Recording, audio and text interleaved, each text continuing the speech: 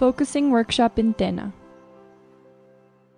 We were traveling with hurry towards the city of Tena, a group made up of members of the FENAKIN and organizations and the Ministry of Economic and Social Inclusion were waiting for the workshop. It was 7 p.m. when we arrived. We saw a group of people together that received us with affection, and despite of the time and tiredness from the day, we began the workshop with all the participants. The facilitator began the workshop, asking if anyone had heard about the pause, if we were good listeners, and if someone had ever learned to feel. A certain wonder was apparent in the participants, as if it were obvious that they had learned those things previously, but at the same time, checking if they really do it, if they still remember how. The answers are very diverse, like the experience of each person. They say that they have heard of the pause, but not in detail, that they sometimes listen depending on the topic, and that they learned to feel with their parents when they were small. However, now that they are adults, it's like they have forgotten about that practice. We do some simple exercises.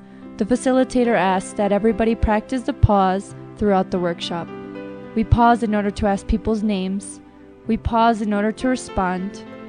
We pass around some candies for the participants, and little by little, people begin to take consciousness of what it means to pause, even for something so simple as eating a candy.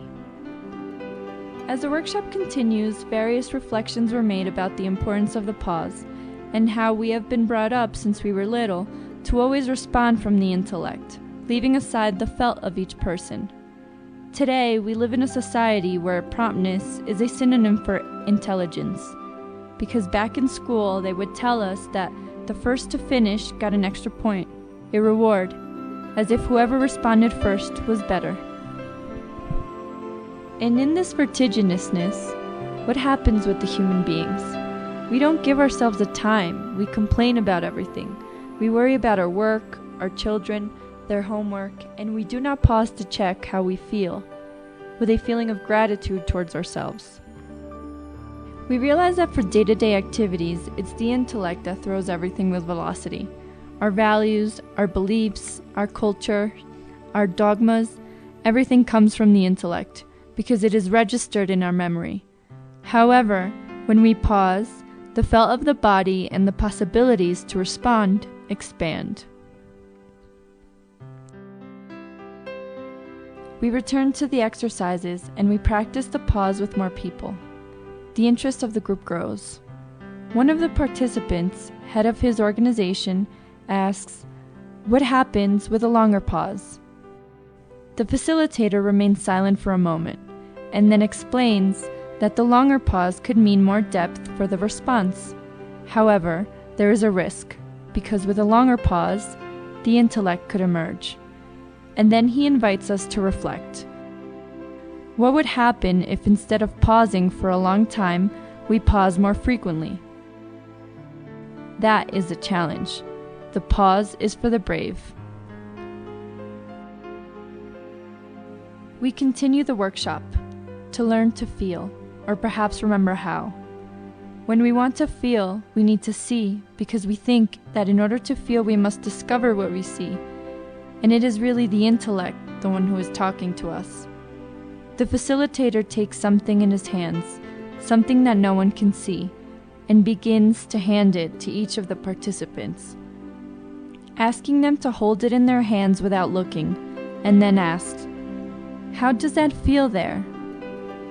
The answers are so different and unique, just like the felt of each human being. It feels like something green, something with fear, something long, something like the moon, something that I don't understand, something that is not very clear. No one feels the same. No human being feels the same, even when repeating the same experience. The felt is different in each person. Every instant, something different arises, something new. Many times we interpret what the other feels, sometimes even assume, we invent things. We think we understand how another person should feel under certain circumstances. We have learned it all. Then how to accompany that unique felt of each person, that felt that arises and transforms or renews in every instant. Everyone stands up and in pairs, chosen randomly, takes a wooden stick, allowing for these little sticks to become their channel of communication, to make one notice that they require attention, require care. The participants begin to close their eyes, first one, then the other, and finally both, accompanying one another. Once the exercise has finished, the experience produced a different sensation in each person. Some felt confidence, others a bit of anguish, tension, and also fluidity, as if they were flying through the air, realizing that this does not require something familiar, a friend, a family member in order to be able to communicate, simply someone that would be willing to listen, to accompany, without judging, without criticizing.